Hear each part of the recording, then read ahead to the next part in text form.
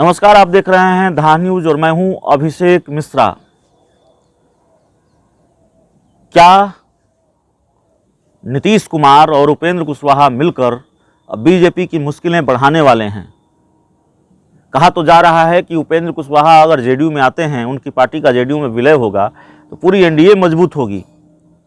लेकिन क्या जेडीयू में आकर भी उपेंद्र कुशवाहा बीजेपी के दुश्मन बने रहेंगे? ये सवाल क्यों है?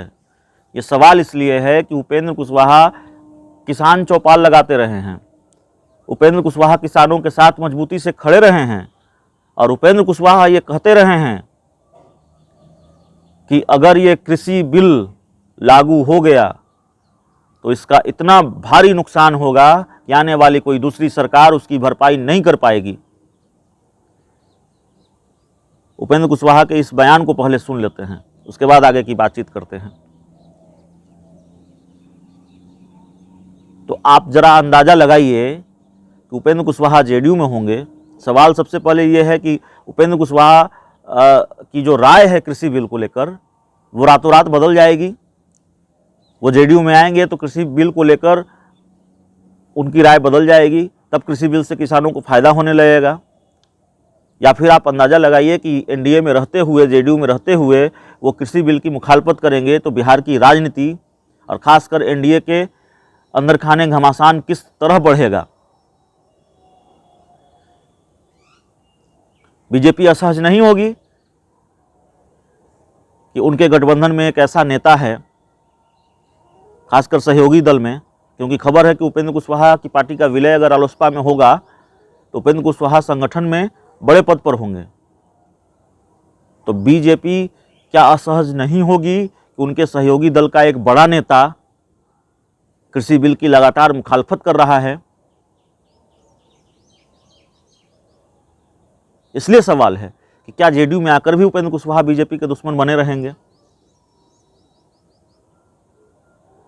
या फिर बीजेपी को असहज करने के लिए ही उपेंद्र कुशवाहा की एंट्री कराई जा रही है? क्योंकि कल एक बयान भी सामने आया है जेडीयू के विधायक श्याम बहादुर सिंह का, माफ कीजिएगा पूर्व विधायक श्याम बहादुर सिंह का। सीवान में जेडीयू के बड़े नेताओं के सामने उन्होंने कहा कि ये दोस्ती चलने वाली नहीं है, गठबंधन कभी भी टूट सकता है, इसलिए नीतीश के हाथ को मजबूत कीजिए। तो क्या नीतीश कुमार के हाथ को मजबूत करने की कोशिश है? और क्या ये सारी कवायद इस अंदेशे की वजह से हो रही है कि बिहार में जेडीयू बीजेपी का गठबंधन नहीं चलने वाला है? क्या नीतीश कुमार ने यह तय कर लिया है कि बीजेपी के साथ अब आगे नहीं चल पाएंगे? इन तमाम सवालों के जवाब मिलने हैं, तस्वीर पूरी तरह से साफ होनी है। और कृषि बिल की चर्चा हमने क्यों की? किसान चौपाल लगाते रहे हैं उपेंद्र कुशवाहा और उनकी पार्टी के लोग। जो राय है कि कृषि बिल को लेकर हमने आपको बता दिया है, सुना दिया है उपेंद्र कुशवाहा ने मेरे साथ बातचीत में क्या कहा था। और किसान आंदोलन की आंच बिहार में भी पहुंच चुकी है। राकेश टिकैत बिहार आ रहे हैं, रोहतास में वो एक किसान महापंचायत को संबोधित करने वाले हैं। माफ़ कीजिएगा तारीख मैं भूल गया, लेकिन जो राकेश टिकैत हैं किसान नेता, वो बिहार आ रहे हैं। तो बिहार में अगर इस आंदोलन को लेकर कोई हलचल तेज होती है और उपेंद्र कुशवाहा साइलेंट नहीं रह पाए, उपेंद्र कुशवाहा कृषि बिल के खिलाफ उसी तरह मुखर रहे, तो ये परेशानी तो बीजेपी की बढ़ेगी। तो उपेंद्र कुशवाहा के जेडीयू में जाने के साथ ही, रालोसपा के जेडीयू विलय के साथ ही बिहार की राजनीति का समीकरण कितना बदलेगा, बिहार की राजनीति पर उसका कितना असर होगा, इसके संकेत अभी से मिलने लगे हैं।